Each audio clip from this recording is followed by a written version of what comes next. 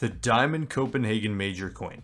Admired by many, acquired by few. The first of its kind with its stunning, never seen before designs, waiting to be claimed by the masterminds who delicately select their teams. It would be an outright embarrassment to not get a perfect pick'em score, so I've spent countless nights in the lab making sure you won't claim Counter-Strike 2's first ever bronze coin. At this point, it's safe to call myself a diamond coin merchant, so just follow my lead to make sure you don't miss out on the first piece of Counter-Strike 2 history. You probably noticed that Valve actually put some legwork into this one and changed how the pick'em stages work. Instead of just picking the remaining teams that will advance, it actually specifies that the teams here finish with a 3-1 or 3-2 record. So if you pick a team in your 3-1 spot that goes 3-0, you don't get a point at all. It has become slightly harder than before, but you do get an extra team to play with as well. And as long as you follow along, this stage is pretty baby.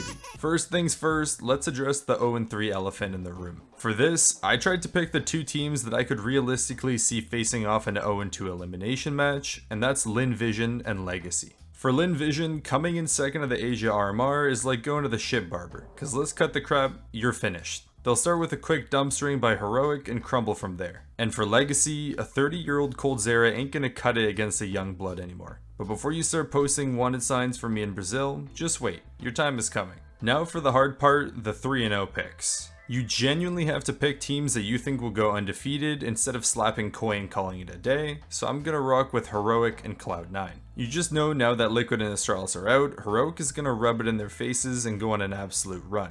The Snakes deserve to feel some pain. And for Cloud9, it took these guys a while to realize a roster like this should start slapping some teams around, but they finally got there. And there just really isn't enough good teams at this qualifier to take Cloud9 on and have a chance, so they're pretty much an auto win.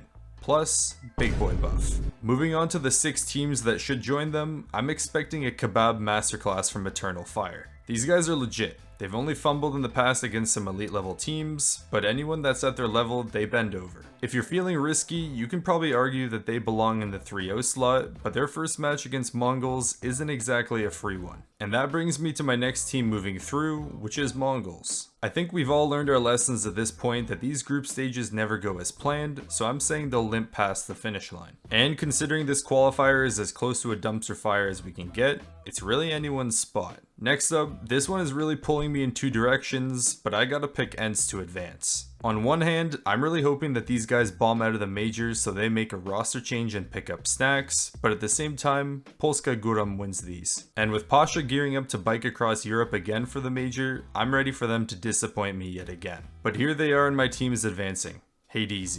Initial thoughts on this match. Like Sean said, one has one title. For the next team, I told you not to put up those posters, so I'm locking in Furia. Complexity fans, you're going to want to cover your ears for this, but I think it's pretty bullshit that either Imperial or Furia didn't just avoid playing this goofy qualifier altogether, but that's Valve's standings for you. It really should just be based on which teams go 3-0, and if you can only take one, then just make the two teams face off to decide who it is. Moving on to some online merchants, I've got Saw making it through. They've been dominating anyone they've played at their past 3 events, and with them having a middle of the pack seeding, they should be able to avoid most of the top tier competition. And finally, Apex will have some butt clencher of a match and squeeze by 3-2. They've got what should be a pretty free opening matchup against Pain, so it's really just luck of the draw hoping they don't run into any actual good teams here. But there's enough Mickey Mouse competition to go around, so they should be fine. Anyways boys, that's my pick'ems for the opening stage. Enjoy the free diamond coin.